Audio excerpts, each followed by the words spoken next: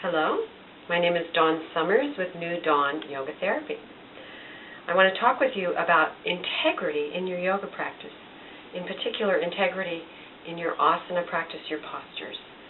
And the core of how we focus on integrity is linked with the tension and the use of the spine.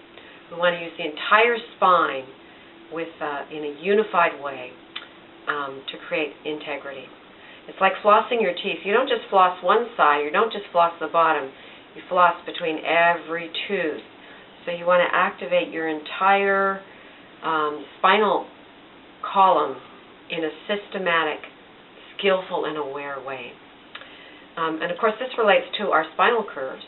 We have 3 spinal curves, and I just want to talk about 2 right now, which is that curve of the upper back, which curves like this, and over time it gets more rounded.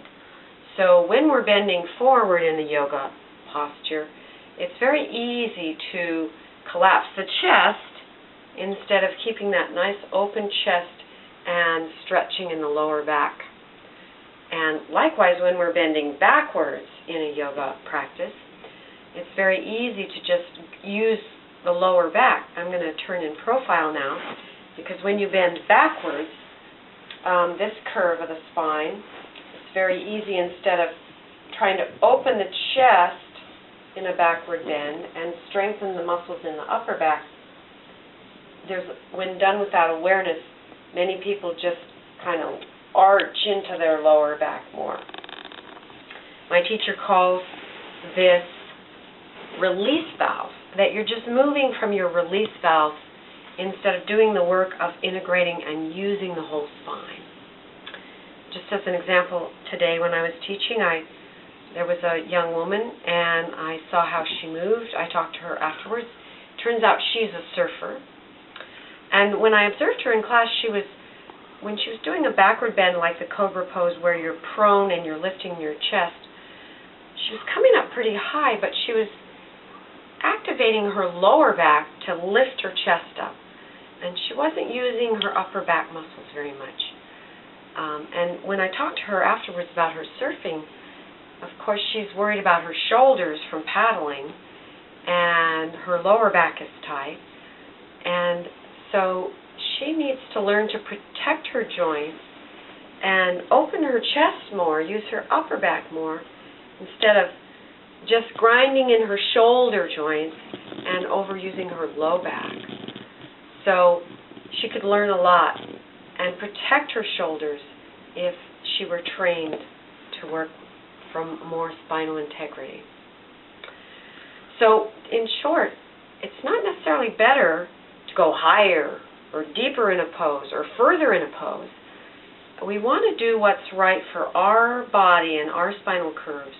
We want to do it with integrity. And so for us it might be doing less but doing it with awareness. I have another student, she's a dance teacher, and of course she knows how to move, and very beautifully as well. But from learning this particular style of yoga, she has learned to move with more integrity. And this is the first time when demonstrating for her dance students in the beginning of the year where she's not sore from leading and training her students. First time where her back and her hips are not sore. Another student of mine, he's a strong yoga teacher. He can do a lot, he can do it well, but it turns out that he didn't have the same degree of spinal awareness until he began to work with me. And now that he's been working with me and learning how to activate his whole spine, he has more core strength, he has better balance, and he has much more spinal awareness than he had before. So, in short, I want to encourage you to learn about your spine individually, and that's best done in an individual lesson with a good teacher, especially a Vini Yoga trained teacher. And this will help you to protect your joints and to strengthen your spinal musculature and to move with more integrity. Thank you very much.